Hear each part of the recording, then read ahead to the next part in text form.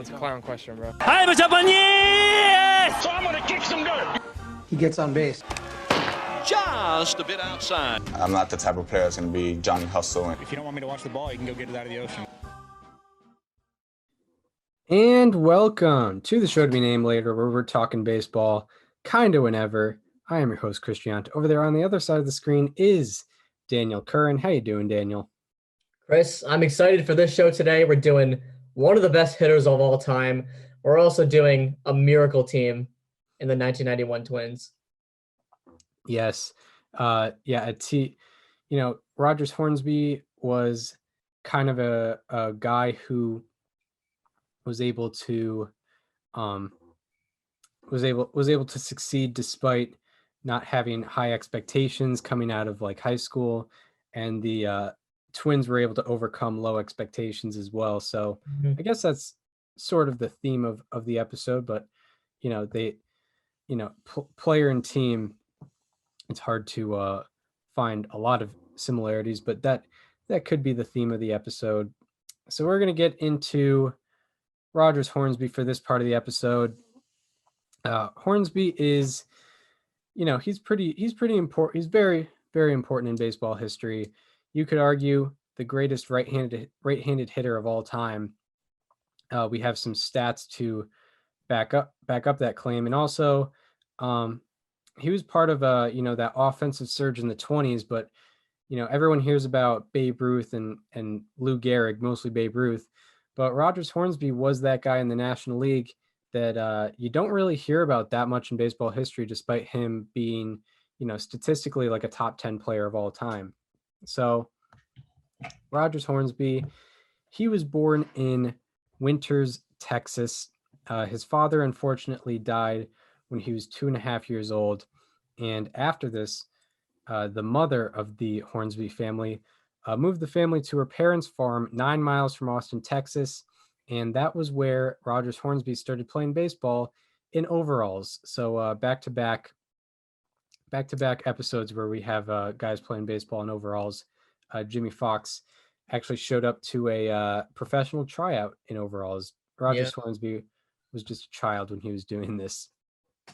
And in the winter of 1902 to 1903, when Hornsby was around 6 years old, the family moved to Fort Worth, Texas.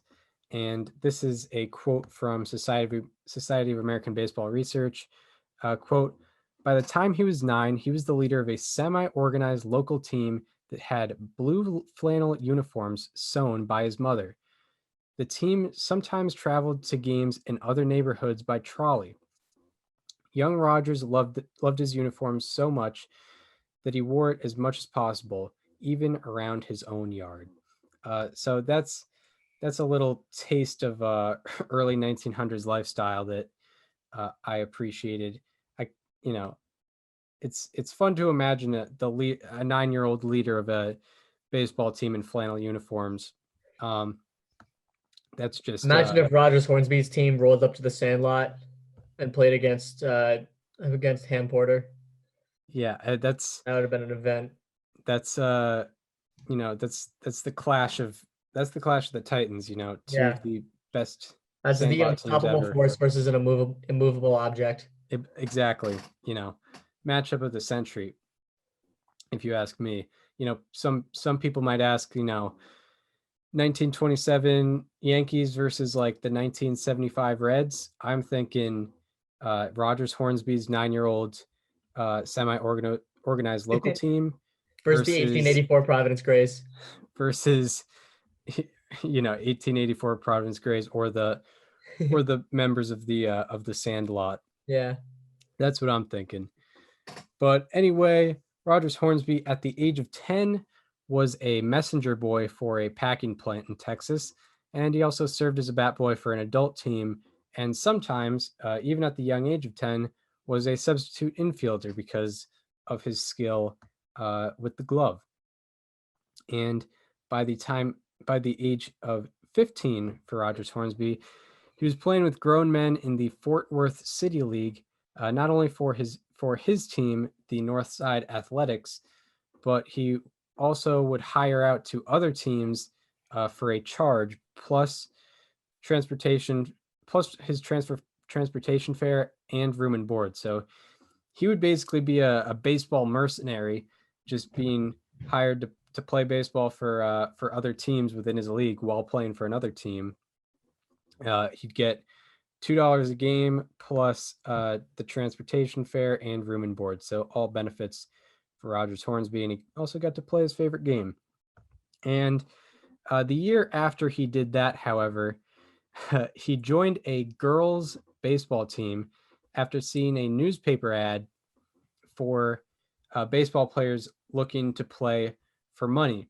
And Hornsby actually had to wear a wig and pretend to be a girl while he played, quote, according to Society of American Baseball Research, a number of games in North Texas for this girls' baseball team. It's incredible.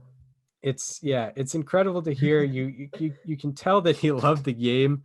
Yeah. He loved being around it, no matter what he had to do to play. That is. Are you really trying to tell me that no one fell for that? Like, did no one say anything? They're like, there's no way that second baseman is a girl. That's definitely a wig. Like, I don't know. Like, maybe he was not the first person to do it. Maybe it was like. It was actually a guys' league, but all the guys were pretending to be girls. Yeah, maybe it was like PEDs in the 90s where no one talked about it, but everyone knew that. There's a lot of in this case, everyone knew that everyone was a guy. Yeah. Yeah.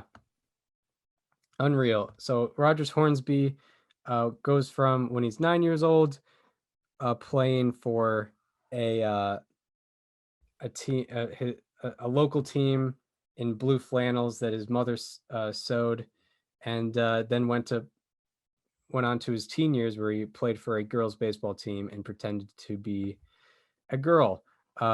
Very, very interesting story for him to come up, unlike many of our other STBNL history alums. But he ended up attending Northside High School in 1909, and he would play baseball and football. However, he dropped out of high school after 2 years to become an office boy for a packing plant to support the family. So now he's bouncing around in the minor leagues, and with baseball, he had yet to overwhelm anyone with his talent. He was kind of just playing with everyone else, nothing too special there. And he was, quote, skinny as a rail, and was not a great hitter up to that point. And in 1914, by the age of 17, Hornsby told his older brother he talked him into arranging a tryout for a Class B Texas League team. So he was going at whatever lengths he could to try and get a professional contract. And he got a tryout, and they actually were impressed enough to give him a contract, but he was released 2 weeks after he saw the field. So later, he got a bus to Hugo, Oklahoma, where he tried out for a Class D Texas-Oklahoma League team, and he made the team to earn $75 a month. But the team would disband mid-season, but Hornsby's contract would be sold to another team in the same league. And he didn't do very well that season. He committed 45 errors in 113 games. So he was particularly bad at defense, and he hit .232. And we have a quote from Society of American Baseball Research. His teammate, Herb Hunter, remembered a frustrated Hornsby pleading, "Won't someone teach me how to hit?" I mean, he was just playing for the love of the game, but he just didn't know how to do it, and he needed some coaching.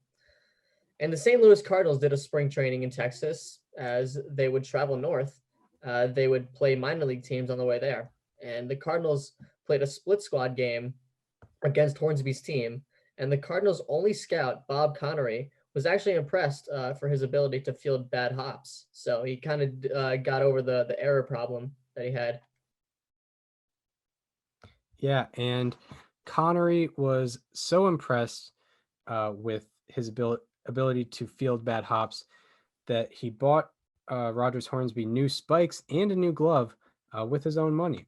And Hornsby hit .277, improving from his .232 mark from the previous year with his Class D team, but still nothing remarkable. And he still remained struggling defensively despite what Bob Connery was able to see. And it made it even more surprising when the St. Louis Cardinals themselves, a Major League Baseball team, purchased his contract for $600 a month. Obviously, they saw something that not everyone else was seeing, and not even his statistics were seeing. But I think the Cardinals would eventually be proven right. And part of the reason he was signed, despite not being that impressive, was because an alternate league called the Federal League had developed in 1914 and took some of the American League and National League talent.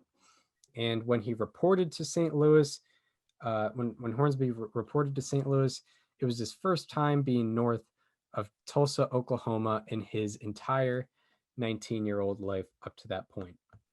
And now we go into the era in which Rogers Hornsby is mastering the dead ball pretty quick as that era is dwindling down. So there's only 5 years left of the dead ball era at this point, and Rogers Hornsby makes his debut on September the 10th at the age of 19 years and 136 days. And he did all right in his first season. He hit 246 with a 552 OPS and 61 plate appearances in 1915, playing all games at shortstop. And when Hornsby asked his manager what he thought about him, he said that he was pretty small but had potential, and that they'd farm him out for a year. So, he's got an in with the club. He's doing all right. And Hornsby took that literally and would proceed to spend the rest of the winter on his uncle's farm in Lockhart, Texas, and ended up doing farm labor, eating a lot of meat and fried chicken and drinking a lot of milk, all because his manager said they'd farm him out for a year. They didn't literally mean anything about being on a farm.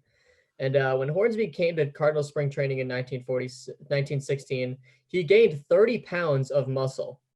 So he was ready to play, and it had become very apparent that he was hitting the ball harder. So now we go to 1916 now, and he would finish mostly at third base, playing there for the 1916 season, but still did play 45 games at shortstop. And he finished fourth in average with a 313, fifth in OPS with an 814. That would mean second in OPS plus with a 151, and fifth in weighted runs created plus with a 148. He finished sixth in Baseball Reference WAR, fourth in Fangraphs WAR, and he led the league in offensive WAR. During the season, because of his youth and performance, multiple NL teams seeked out an opportunity to trade him, but the Cardinals didn't do it. And after the season, the Cardinals would be sold to a new owner who you might be familiar with, named Branch Rickey. So now in 1917, he went back to mostly playing shortstop, and he finished second in the league with average with a 327. And he led the league in triples with 17, slugging percentage with an 484, so OPS with an 868, OPS plus with a 169, and weighted runs created plus with a 164. He finished second in defensive WAR and second in defensive runs above average. So he's kind of doing it all on the field at just age 21. And he led the league in WAR on both sites, and no one in the National League was within 2 B WAR or F WAR. So he was by far the best player in the National League at just age 21. And Hornsby's 1917 had the highest single season B WAR and F WAR in the dead ball era by a player in their age 21 season or younger. And after improving the team from 60 to 82 wins, the Cardinals manager, Miller Hudgens, left the Cardinals to go coach the New York Yankees, and he would be replaced by Jack Hendricks. So then in 1918, it's actually a frustrating year for Rogers Hornsby after being a guy where no one in the National League was within 2 B WAR or F WAR of him. It was a frustrating year for Hornsby in 1918. He was discontented with his manager and the rest of the team, his teammates as well. And at one point, after not sliding at the plate, he told the dugout, quote, "I'm too good a ball player to be sliding for a tail end team," and unquote. So you can take that however you may. And Hornsby also later in the season called his new manager, Jack Hendricks, quote, "a boob," a classic early 20th century insult. Yeah. And Hornsby ended up hitting 281 with a 764 OPS, a 137 OPS plus, and a 133 weighted runs created plus. So, it's the dead ball era, not a great OPS, but the OPS plus and weighted runs created plus showed that he was still one of the better hitters in the league. He finished 7th in OPS, 6th in OPS plus, and 8th in weighted runs created plus. So he's still in the top 10 despite having a frustrating year. And he finished 3rd in defensive WAR and 2nd in defensive runs above average. So despite not finishing in the top 5 in the major offensive categories, him finishing in the top 5 in defensive categories made him overall lead the league in B WAR and finish 3rd in F WAR in the year 1918. So even in a down year, he's leading in B WAR. And the Cardinals finished in last place that year. And before heading to a shipyard job for World War I, he announced he would never play for the new manager, Jack Hendricks, again. And with that, whether they took Hornsby's words or not, the Cardinals board of directors did not bring Hendricks back for the 1919 season, and they had Branch Rickey manage the team. And then we move on to 1919, the last year of the dead ball era. Hornsby was moved from shortstop to third base and eventually to second base. And second base is where he ended up sticking. So he finished 2nd in average with a 318 average, 2nd in OPS with an 814, and 3rd in weighted runs created plus with a 148 weighted runs created plus. He also led the league in OPS plus with a 150 OPS plus, and he finished top 10 in D WAR and defensive runs above average. That is a recipe to lead the league in both B WAR and F WAR, which is exactly what he did. And after the season in 1919, the New York Giants offered 4 players and $70,000 for Rogers Hornsby, which the Cardinals denied despite being strapped for cash. Then the offer would eventually be up to $300,000 of straight cash, but the Cardinals still would not make the deal. And this caps off, kind of a good era of Rogers Hornsby, sort of the introduction to Rogers Hornsby. From 1916 to 1919, he hit 311 with a 818 OPS, a 152 OPS plus, and a 149 weighted runs created plus. And also in this 4-year span, he was top 10 in hits, home runs, RBI, and was 3rd in both B WAR and F WAR. So now we move on to the live ball era, where he has an offensive surge that you don't really hear about in the history books. Yeah. So now the year is 1920. The live ball era has just begun, and the MLB announced that the baseball will have stronger yarn, which allowed for the ball to be hit farther, and it would be more tightly wound. So with this change, Rogers Hornsby led the league in RBI with 94, doubles with 44, and hits with 218. He led the entire quadruple slash line, and his was 370, 431, 559, 990 for an OPS plus of 185 and a weighted runs created plus of 187. And no one in the National League was within 2 wins above replacement on either website. So Rogers Hornsby is getting going in the live ball era. And now we move on to 1921, where he led the league in runs scored with 131, RBI with 126, doubles with 44, triples with 18, hits with 235. And once again, he led the entire quadruple slash line with a 397, 458, 639, and a 1097 OPS, a 191 OPS plus, and 191 weighted runs created plus. No one in the National League was within 3 B WAR or F WAR. He was far and away the best player in the National League. And this season is the only in baseball history with 235 plus hits, 20 plus home runs, and 16 plus triples. So, you're thinking Rogers Hornsby, he leads the league in the entire quadruple slash line 2 years in a row. He's bound to take a step back. However, he's only getting cooking pretty much. just Rogers look them up. Hornsby in 1922 led the league in runs scored with 141, doubles with 46, hits with 250, and he led the entire quadruple slash line, slashing 401, 459, 722, 1181. He also led the league in OPS plus with 207 and weighted runs created plus with 198. And he also, from leading the league in average home runs and RBI, won the Triple Crown with a 401 average, 42 home runs, and 152 RBI. And at the time,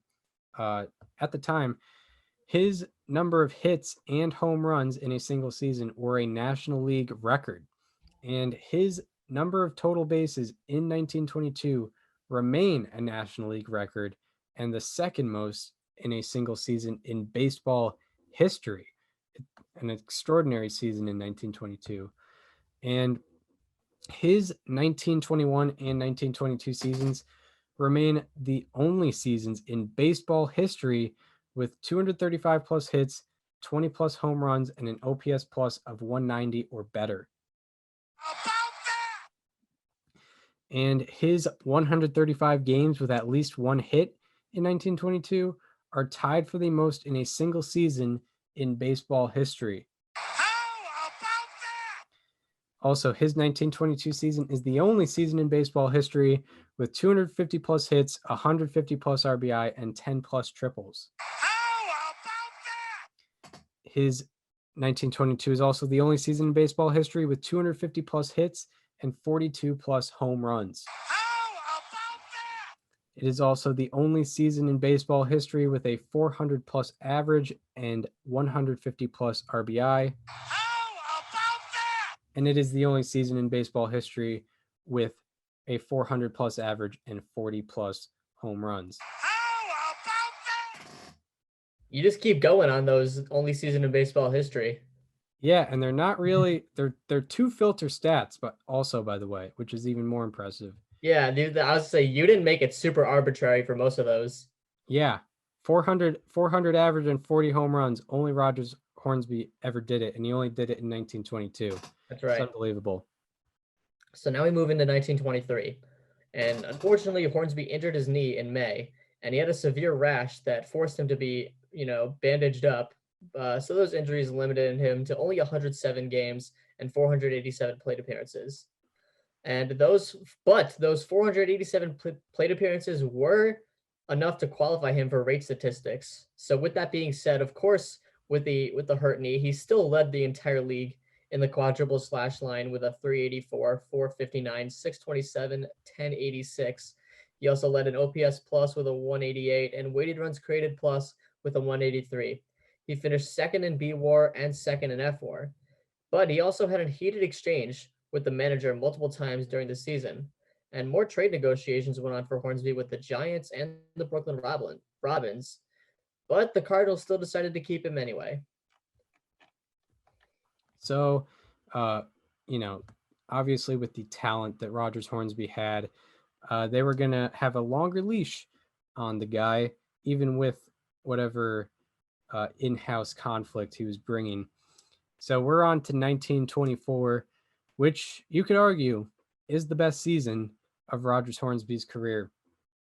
So through his first 74 games in 1924, he was hitting 397 with an 1108 OPS. I mean, just amazing. 397 with an 1108 OPS.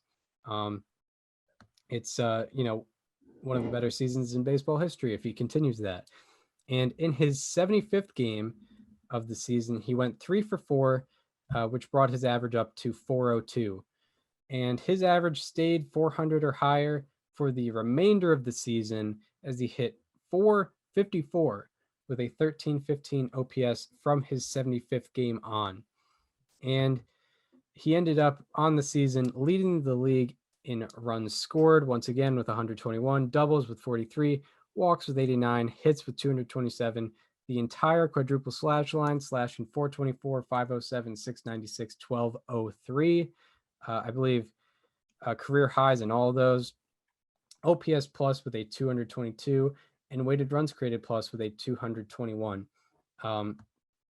I believe with the OPS plus and weighted runs created plus, career highs for him.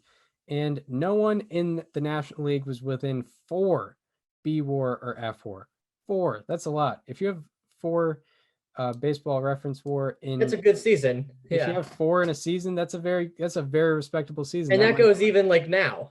yeah, and you might get that's like an all-star season Mhm. for B WAR or F WAR. No one was within that range of Rogers Hornsby. No one was within like an all-star season's worth of production of Rogers Hornsby in 1924.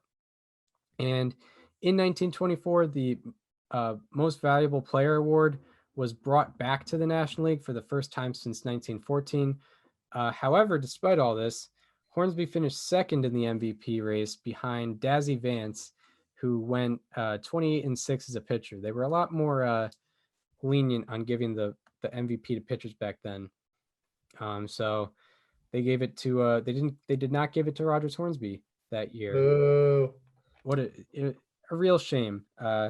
Because I mean, how much better can you do? So that, we'll put this Rogers Hornsby 1924 season into a historical perspective. The only men to have a higher OPS plus in a qualifying season in the modern era are Ted Williams, Barry Bonds, and Babe Ruth. His 424 average remains a modern era National League record. And By the also, way, I would like to add the modern era. That is since 1900. yeah, That is 1900. the last 120 seasons of baseball. Yeah, 121 now, I believe. 120 and a half. Yeah, 120 and 2/3. I Yeah. guess if you include like 94 and 81. Yeah. 94 and 81, I don't know.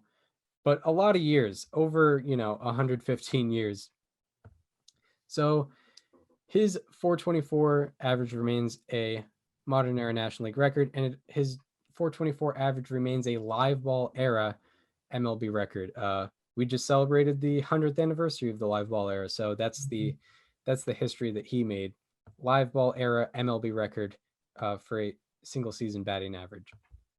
Also, his B WAR in his 1924 season remains a National League single season record.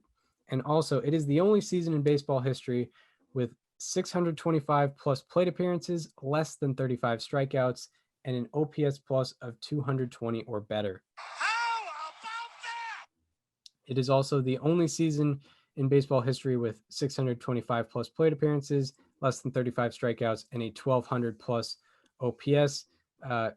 OPS plus and OPS, he was doing it. So even if he was in a more offensive era or less offensive era, smashed it in both.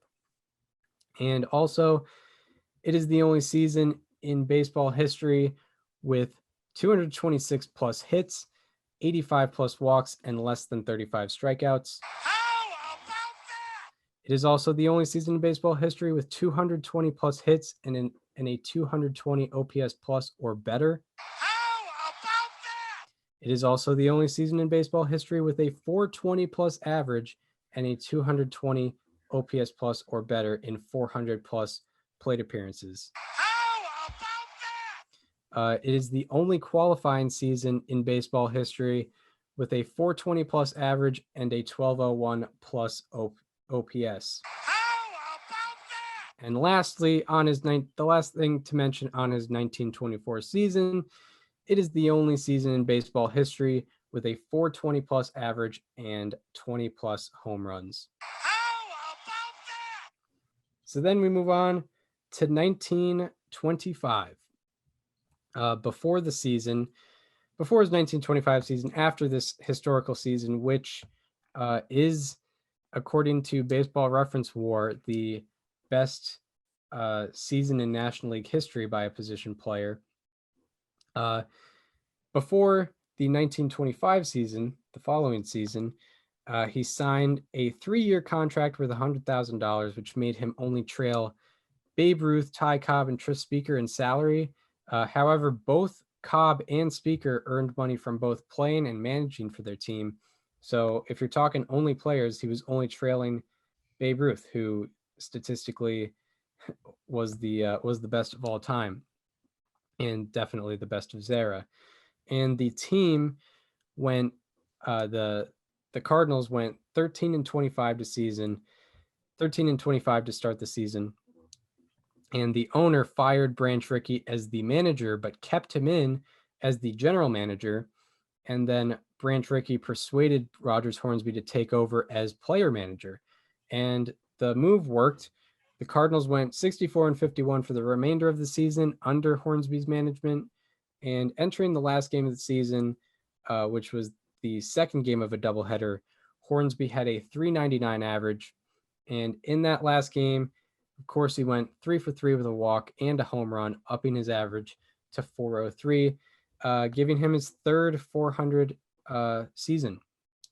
And he ended up winning his second triple crown in 1925 with a 403 average, 39 home runs, and 143 RBI. He remains the only National League player ever to have multiple triple crowns. And he also led the league in the entire quadruple slash line, slashing 403, 489, 756, 1245. Led the league in OPS plus with 210 and weighted runs created plus with 208. Once again, being above 100% above average, according to those statistics. And Hornsby hit 447 with runners in scoring position, which allowed him to lead the league in runs batted in. And that was the highest average with runners in scoring position among players with 60-plus plate appearances with runners in scoring position in 1925. And no one in all of Major League Baseball was within 3 B WAR or F WAR. No one in all of Major League Baseball, not just the NL, but all of Major League Baseball. And Hornsby won the Most Valuable Player award, as he should have the prior year, but this time he's able to get the trophy. And the only other men to have a higher OPS in a qualifying season are Ted Williams, Barry Bonds, and Babe Ruth. As noted, he had a 1245 OPS. Only Williams, Bonds, and Ruth have outdone that in a single season. Hornsby is also the only other man to have 200 plus hits and an OPS of 1245 or better in a season is Babe Ruth. And now what Hornsby is exclusive in, it is the only season in the modern era with a 402 plus average and 140 plus RBI. How about that? His 1922 and 1925 seasons are the only seasons in the modern era with a 400 plus average and 140 plus RBI. How about that? It is the only season in baseball history with a 402 plus average and 38 plus home runs. How about that? His 1922 and 1925 seasons are the only seasons in baseball history with a 400 plus average and 38 plus home runs. How about that? Also, his 3 seasons with a 400 plus average in 300 plus plate appearances remain tied for the most in baseball history. How about that? And he is one of 2 players with 3 plus such seasons in the modern era, and he remains the only player in the live ball era with 3 plus qualifying seasons with a 400 plus average. How about that? And Hornsby led the National League in the entire quadruple slash line for 6 consecutive years, and no one else has ever led their respective league in the entire quadruple slash line in that many consecutive years. Just looked at all the guys with 6 plus batting titles. No one ever led their entire quadruple slash line in their league 6 consecutive years like Hornsby did. And this caps off an incredible run, an incredible 6-year stretch. But when you boil it down to 1922 to 1925, it's even more unreal what he was able to do in those 4 years. He averaged a 404 average, an 1183 OPS, 208 OPS plus, 204 weighted runs created plus, 31 home runs, 118 RBI, 40 doubles, and 211 hits per season. And from 1922 to 1925, he led all of Major League Baseball in average slugging, OPS, weighted runs created plus, hits, runs scored, RBI. He only trailed Babe Ruth in home runs, who was the home run king at that point. And Hornsby also from 1922 to 1925 led all of Major League Baseball in B WAR and F WAR. So now Hornsby is kind of just torn around the National League. And in 1926, he still had a very good year, but not nearly what he was able to amount to in 1924 and 1925. He hit 317 with an 851 OPS. That would make for 124 OPS plus and 128 weighted runs created plus. However, he did still hit 391 with runners in scoring position. And after leading the National League in all of such categories for the last 6 years, he only finished top 10 in one slash line category, which was 10th in OBP. He finished 6th in B WAR and 7th in F WAR, and also finished 18th in the MVP vote.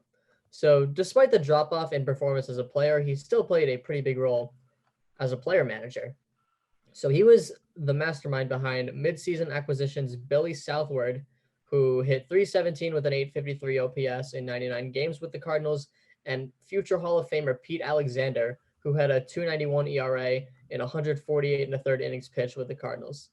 And the team ended up going 89 and 65 and winning the National League pennant for the first time ever. The Cardinals lost game 1 to the Yankees, but then Pete Alexander threw a complete game with 1 earned run in a 6-2 Cardinals win. So the series was tied. The Cardinals won game 3, but then lost game 4. So now it's tied up at 2.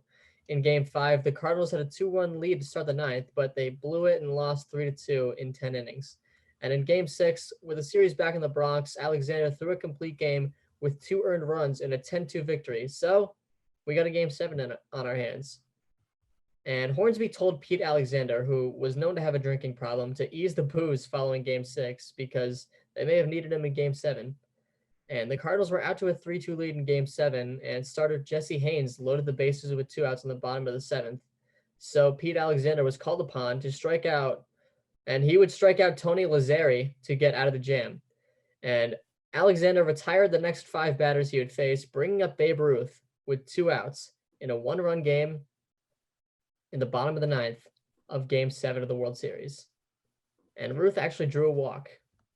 But then he tried to steal second base, and the Cardinals catcher threw down to Rogers Hornsby, who tagged Babe Ruth to make the final out and make Rogers Hornsby and the St. Louis Cardinals World Series champions for the first time ever. So, I mean, great move there by Hornsby, both on and off the field. On the field to get Babe Ruth, off the field to get Pete Alexander. But although Hornsby did struggle in the series, he hit 250 with a 586 OPS, but his managing in the series throughout the series, like I just mentioned, is what earned him the title. And catcher Bob O'Farrell called him, quote, a great manager, and said, quote, he never bothered any of us. He just let you play your own game. And journalist J. Roy Stockton called him a dynamic leader. So after the 1926 season, Hornsby was very confident with his both his playing and managing ability, and Hornsby demanded a 3-year contract worth $50,000 a year from the St. Louis Cardinals.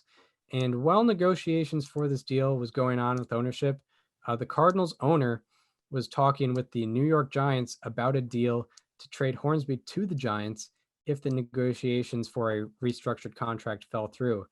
And the owner had also grown tired of dealing with Hornsby, which didn't help the contract negotiations. The owner might have sort of lowballed him on purpose. And when Hornsby gawked at a 1-year contract offer made by the Cardinals owner, the trade was made to the Giants. And Hornsby, especially after, leading his team to its first World Series ever in, it had been, I think 23 World Series up to that point, his first World Series ever, and the franchise's first World Series ever.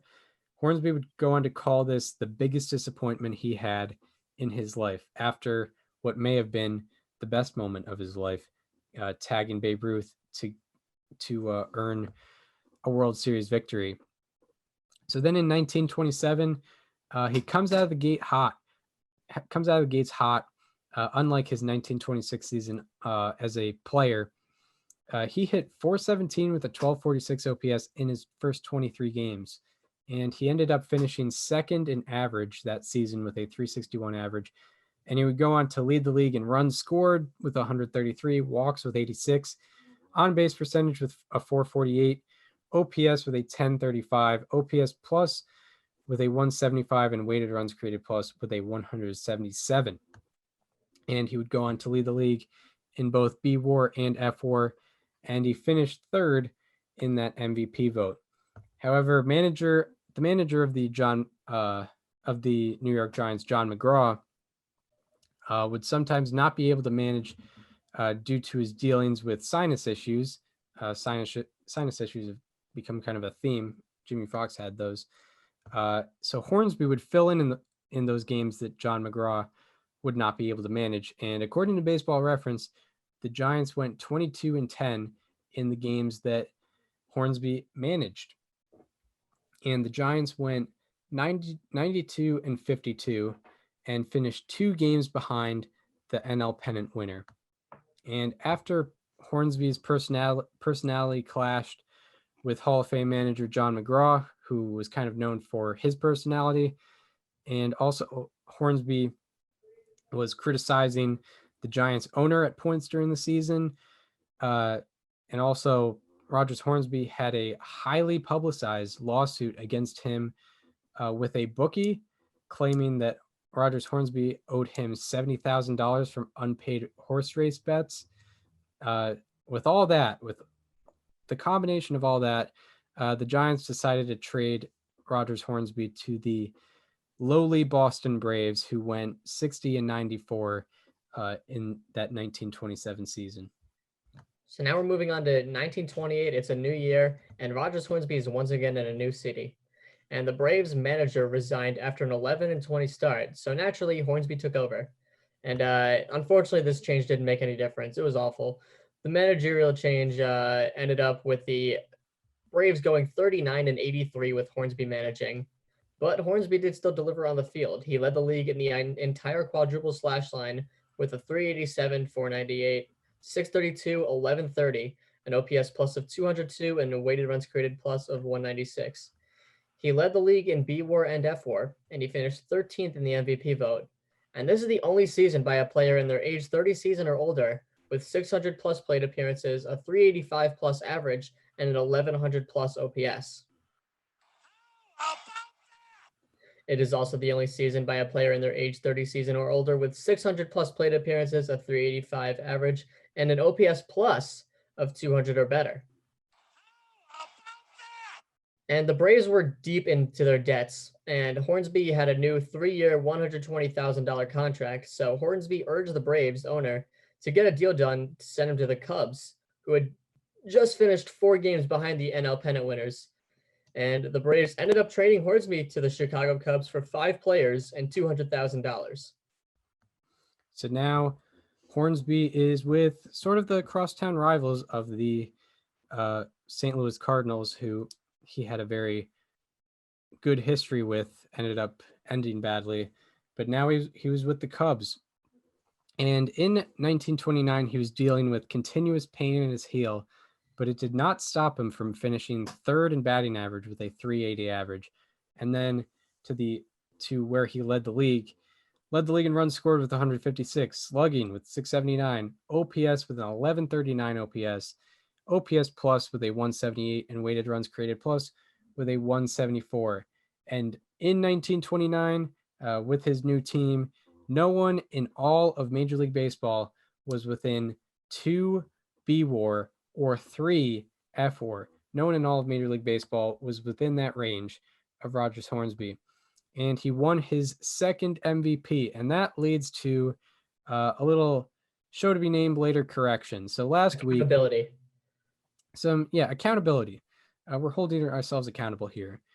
So last week we stated that Jimmy Fox was the first player to win multiple MVPs. He was actually the first player to win multiple American League MVPs and the first player to win multiple MVPs under the modern form of voting. However, Rogers Hornsby was actually the first MLB player to win multiple MVPs. So we apologize to the audience. We hope to not spread any more misinformation about baseball history. So Rogers Hornsby was actually the first guy to win multiple MVPs, at least in the National League. So his 1927 and 1929 seasons remain the only seasons by a National League player in their age 31 season or older with a 350 plus average, 25 plus home runs, and 125 plus RBI. How about that? His 1928 and 1929 seasons remain the only seasons by a player age 30 in their age 30 season or older with 600 plus plate appearances, a 380 plus average, and an 1100 plus OPS. How about that? And it is the only season by a player in their age 32 season or older with 39 plus home runs and 45 plus doubles. How about that? And his 156 runs scored remained the most in a single season by a National League player in their age 30 season or older. How about that? And lastly, on his personal accolades, it is the only season by a player in their age 30 season or older with 35 plus home runs and 225 plus hits. How about that? And the Cubs ended up going 98 and 54 and winning the National League pennant by a 10.5 game margin. And the Cubs were facing the Philadelphia Athletics and the American League's F4 leader, Jimmy Fox. So a crossover between our last two STBNL alum. And the Cubs lost game 1 by the score of 3-1. And they lost game 2 by the score of 9-3. And Hornsby in those two games went a combined 1 for 8 with a walk. And in game 3, in the top of the 6th, Rogers Hornsby hit a game-tying single. Hornsby went 2 for 4 on the day total in game 3 en route to a 3-1 Cubs victory. And Hornsby went 2 for 5 with a triple in game 4 of the series, which was the, like we talked about last week, was the game where the Cubs blew an 8-0 lead and lost the game 10-8. And Hornsby went 0 for 4 in game 5, which is where the Cubs lost on a walk-off 3-2, which lost them the World Series. Hornsby overall hit .238 with a 654 OPS with 8 strikeouts in 22 plate appearances in that 1929 World Series. But nonetheless, Rogers Hornsby, in the decade, he was a decade definer, especially in the National League. So in the 1920s, of course, this wraps up the Roaring 20s. In the 1920s, he was second to Babe Ruth in home runs, RBI, runs scored, on-base percentage, slugging, OPS, weighted runs created plus, B-WAR, and F-WAR. Also in the 1920s, he led the National League in all those categories. So he was the Babe Ruth of the National League during his time. And was Babe Ruth the Rogers Hornsby of the American League at that time? Hey, you know what? That's a good point. That is a good point. And in the 1920s, Hornsby led all of Major League Baseball in hits, doubles, and batting average. He maintained a 382 average, 1096 OPS, 188 OPS plus, 186 weighted runs created plus in the 1920s. And he also garnered 2,085 hits in that single decade.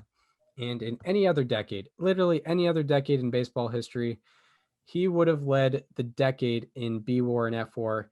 It's just that Babe Ruth was there during that decade. So he would have been the player of any other decade. And also, Rogers Hornsby has the most career B-WAR and F-WAR before a player's age 34 season in baseball history. How about that? So now the decade turns to the 30s, but Rogers Hornsby unfortunately starts to hurt himself a little bit. Before the season, he removed bone spurs from his heel in surgery, which eased the pain only temporarily. The pain in his heel remained in the spring of 1930, but he only played 28 out of the team's first 40 games. In his 28th game of 1930, he broke his ankle sliding, and he would miss the next 78 games. He only made 4 starts for the remainder of the season, and I'm going to redo that. He only made 4 starts for the remainder of the season, and he came in off the bench in 10 other games. And with 4 games left in the season, the Cubs owner, William Wrigley, a name you might be familiar with, announced that Hornsby would be taking over as player manager for the remainder of the year and for the next season. And he ended the year, despite being hurt, he still did pretty well for himself. Ended with a 308 average, an 817 OPS, which is a 96 OPS plus, which is unbelievable because, of course, if you remember from our Jimmy Fox episode, 1930 was an offensive surge for the year. Normally an 817 OPS is maybe like a 115 OPS plus. It's a 96 for Rogers Hornsby, and it's a 101 weighted runs created plus in 120 plate appearances. And the Cubs went 90-64. They finished 2 games behind the National League pennant winner, so no playoffs for them. And now he has one last hurrah in 1931. Hornsby played in 91 of the team's first 101 games, but then only 9 of the final 53 games. And he ended up with a 331 average, a 996 OPS, 163 OPS plus, and 164 weighted runs created plus in 419 plate appearances. He hit 353 with runners in scoring position, and among players with 400 plus plate appearances, he led the league in OBP, OPS plus, and weighted runs created plus. So he was still driving the ball pretty well. And the Cubs went 84-70, finishing 3rd in the National League under his management. So now for the remainder of his career, he's playing a little bit, but he's mostly a manager. So in 1932, due to his heel pain, he only played 19 games and he hit 224 with a 667 OPS. And the Cubs started the season 22-9 and with a 3-game lead for the pennant. Then they went 31-37 and were 5 games out of the pennant lead.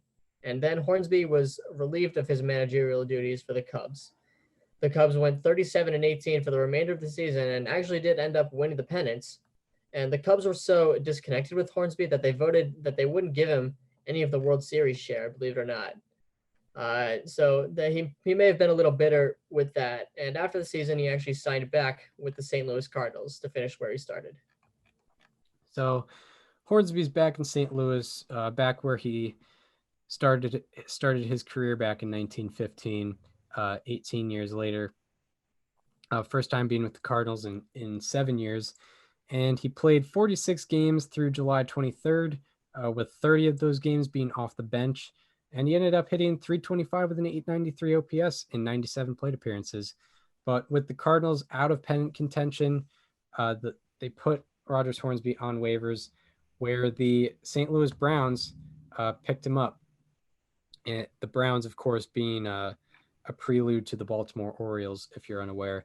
And the Browns immediately signed Hornsby to a 3-year contract as a player manager. And that leads to a brief anecdote from Society of American Baseball Research, sort of to show Rogers Hornsby's commitment to hitting and why he was able to be such a good hitter and what he kind of taught his proteges. So the quote goes, quote, "Bill Werber remembered a one-sided conversation with the Raja," which is his nickname, late in the 1933 season, when the Boston Red Sox and the Browns happened to be on the same train west to open a series in St. Louis.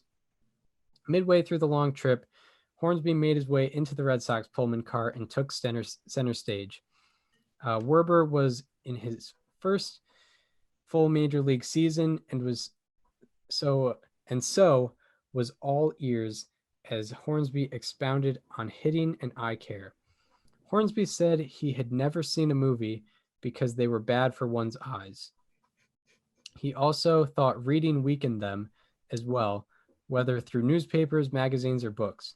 He also stressed the importance of plenty of sleep and the avoidance of whiskey. After Hornsby had exhausted his fund of advice, he rose and abruptly departed. So I found that pretty funny that he just I'm glad randomly you in the said that. middle of a train was kind of old man yelling at cloud, but hey, it worked for him. So that's, if you're wondering why he was able to be so good, maybe that's why. And Hornsby with the St. Louis Browns ended up going 3 for 9 with 2 walks through the rest of the season, with a home run as a player in 1933 for the Browns. You know how in the Little League World Series, when like the kids will like step up to the plate and like on their little like tag, it'll say like their favorite movie or like their favorite book or whatever. Yeah, Imagine if Rogers Hornsby came up and it was like his favorite movie just didn't exist because he doesn't watch movies. yeah. It just says Rogers does not watch Rogers does movies not watch because movies. They're bad for his eyes. it's bad Rogers for his Hornsby eyes. would, if he was still alive today, he would hate modern technology so much. Oh yeah, he'd be. I mean, maybe he could wear blue light glasses, but I don't think he'd even be into that. Hey, by the way, they work. Yeah, I'm wearing them right now. yeah, exactly. So from 1934 to 1937, the Browns had yet to win a pennant in their 33-year history, and they only finished in the top half of the AL 9 times, meaning that they were in the bottom half of the American League for 73% of their seasons, up to Hornsby becoming the first full-time manager, or well, him becoming a full-time manager for the first time. And with 8 teams in the American League, they finished 6th in 1944, 7th in 1935, 7th in 1936, and last in 1937. And Hornsby was relieved of his managerial duties after 37. And as a player, he combined for a 296 average with an 828 OPS, a 109 OPS plus, and 108 weighted runs created plus, and 127 plate appearances. So after that, that would eventually do it for Rogers Hornsby's baseball career. And after he retired, after being let go by the Browns, he went on to manage several minor league clubs over the next several years, including the Baltimore Orioles, which would of course later become the name of a major league franchise. In fact, the one that the Browns would become later on, the Chattanooga Lookouts, the Oklahoma City Indians, and the Fort Worth Cats. In his inaugural balloting, Hornsby got 46.5% of the Hall of Fame vote. That is horrible. It should have been 96% at least. He then got 26.4% in 1937, 17.6% in 1938, and then jumped to 64.2% in 1939. So after the Hall of Fame's inaugural inductions in 1939, the BBWAA decided to vote for the Hall of Fame every 3 years. So the next Hall of Fame election wouldn't happen until 1942. And in 1942, Rogers Hornsby was inducted into the Baseball Hall of Fame with 78.1% of the votes. And when the Texas League shut down due to World War II, he managed in the Mexican League, but he didn't like the experience and he only managed there for 9 days.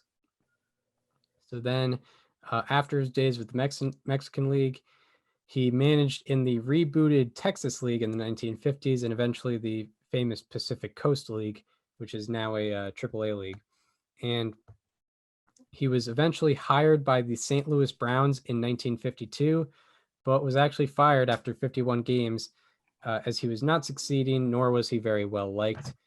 In fact, when he was fired, the players made a 3-foot trophy for the club president, Bill Veeck, that was inscribed, quote, "To Bill Veeck for the greatest play since the Emancipation Proclamation," unquote. And according to Society of American Baseball Research, quote, pitcher Gene Bearden said, "They ought to declare a national holiday in St. Louis." Outfielder Bob Neiman was quoted as saying, "The news was like lifting a 100-pound sack of sand from each player's back," unquote. So the Browns were very upset with Rogers Hornsby, but maybe they needed Hornsby because they never ever won an American League pennant, I don't believe, in their history. So, but they did have Ken Williams. They did have Ken Williams, and most importantly Ken Williams, and then George Sisler, but most importantly Ken Williams. But in 1922, back in 1922, the first 30-30 season ever. Of course, wouldn't happen again for another 35 years. Willie Mays was the next person to do it. Yeah, exactly. Shout out to Ken Williams. And so yeah, maybe the Browns needed a kick in the butt. Maybe Hornsby was offering it to him, but ultimately it was not the right fit. But despite this unpopularity with Rogers Hornsby, the Cincinnati Reds actually hired Hornsby as a manager of their team 6 weeks later. Hornsby went 27-24 for the remainder of the season, and was actually signed on for the next season. Hornsby was attempting to relax a little more on the players, but he was still a bit blunt naturally, and was also, again, not well liked by the players. And after the Reds went 68-86, he was let go by the Reds, like he was, uh, a lot of times during his career. And that would be his last managing job. But he would find work in baseball for many years after that. And in the fall of 1962, he went into a Chicago hospital for a cataract surgery and ended up suffering a stroke. He spent the holidays in the hospital, then suffered a fatal heart attack on January 5th, 1963, where he died at the age of 66. But now we get into sort of the legacy and where Rogers Hornsby reflects himself in baseball history. So among career qualifiers, he is second all time in career average with a 358. He is eighth in OBP with a 434, 11th in slugging with a 577, and seventh in OPS with a 1010. He is sixth in OPS plus with a 175 and tied for third all time in weighted runs created plus with a 173. And minimum 6,000 plate appearances, his OPS ranks fifth all time. Also minimum 6,000 plate appearances among right-handed hitters. He is first in average, first in OBP, Jimmy Fox is right behind him, sixth in slugging with Jimmy Fox being first, and third in OPS with Jimmy Fox also being first. Shout out to our last player. But however, Rogers Hornsby is first in OPS plus and first in weighted runs created plus. He is also fourth all time in offensive WAR among right-handed hitters, and a minimum 3,000 plate appearances among second basemen. He is first in average, first in OBP, first in slugging, first in OPS, and first in weighted runs created plus. He is the best offensive second baseman of all time. He leads all second basemen in B WAR and F WAR, and he is also ninth all time in career B WAR and ninth all time in career F WAR. His 9 times leading the league in his 9 times leading the league in slugging and 11 times leading the league in OPS are the most of such times in National League history. His 12 times leading the league in OPS plus are tied for the most of such times in baseball history. And lastly, his 11 times leading the league in B WAR are tied for the most such times in baseball history. So Rogers Hornsby, obviously, if you go just across eras, top 10 player of all time.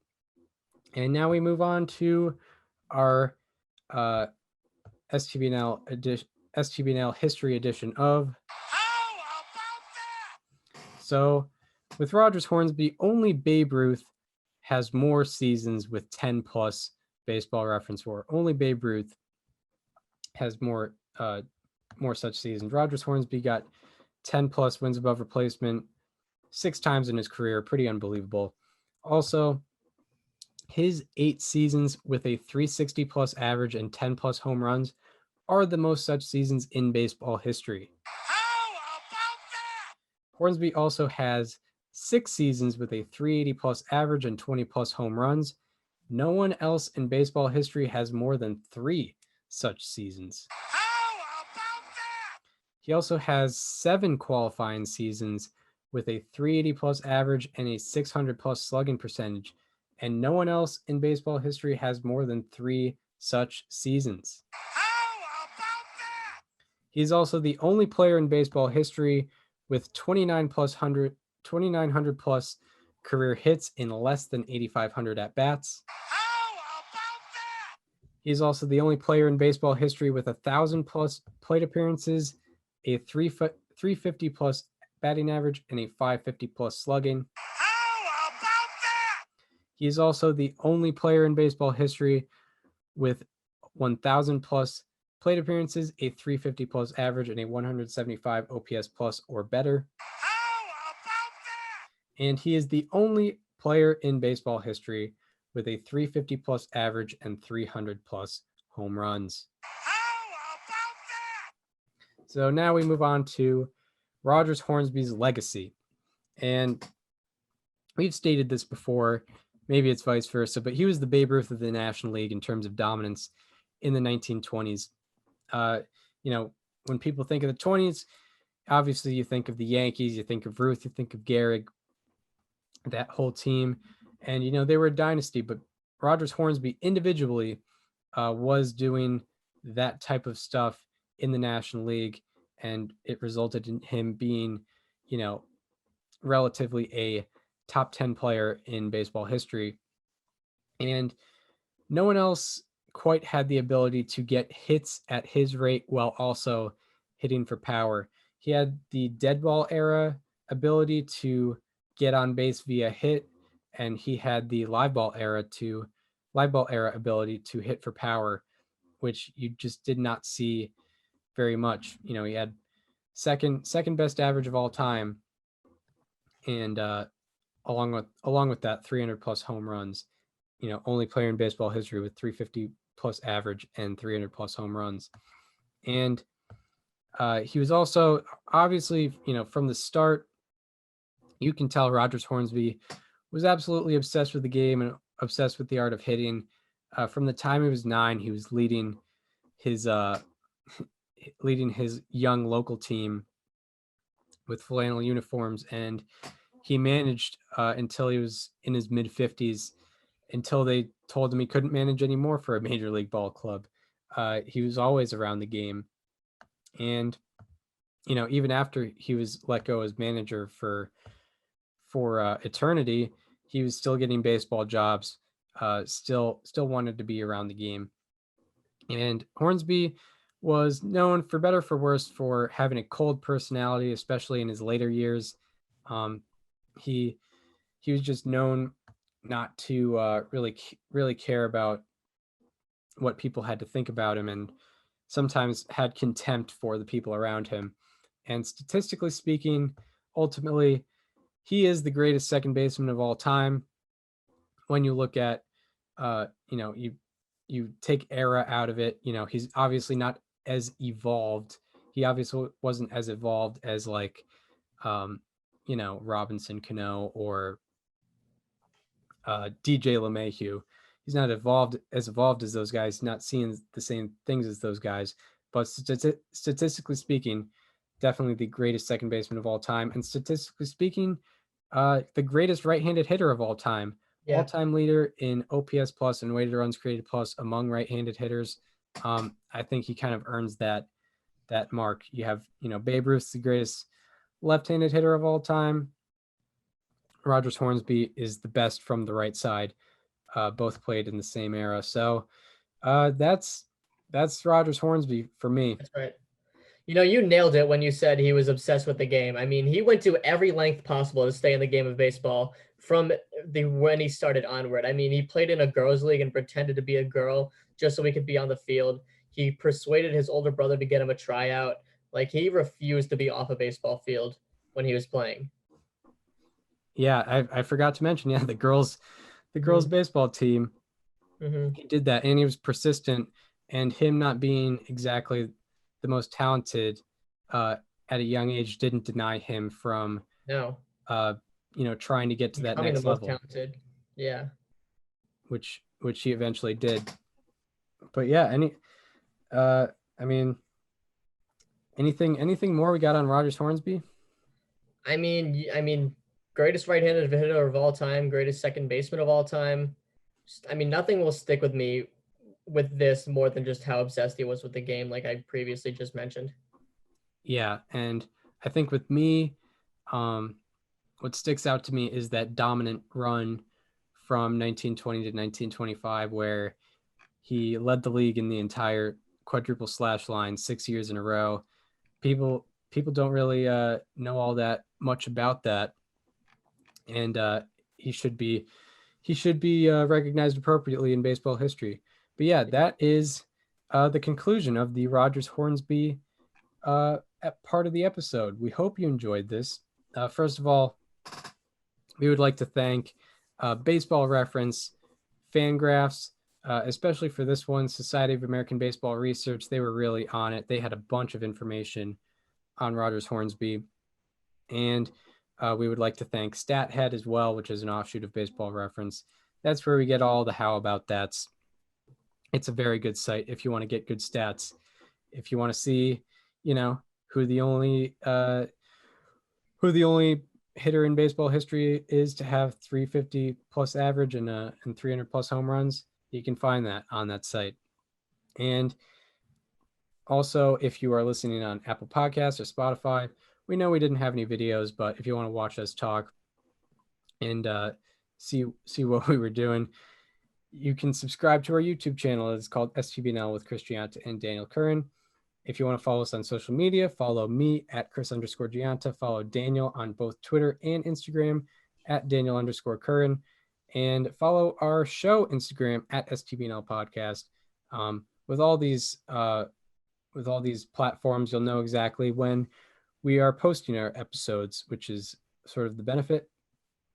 And we hope you enjoyed the Rogers Hornsby part of the episode, and we hope to see you tomorrow, where we will be talking about the 1991 Minnesota Twins. See you then.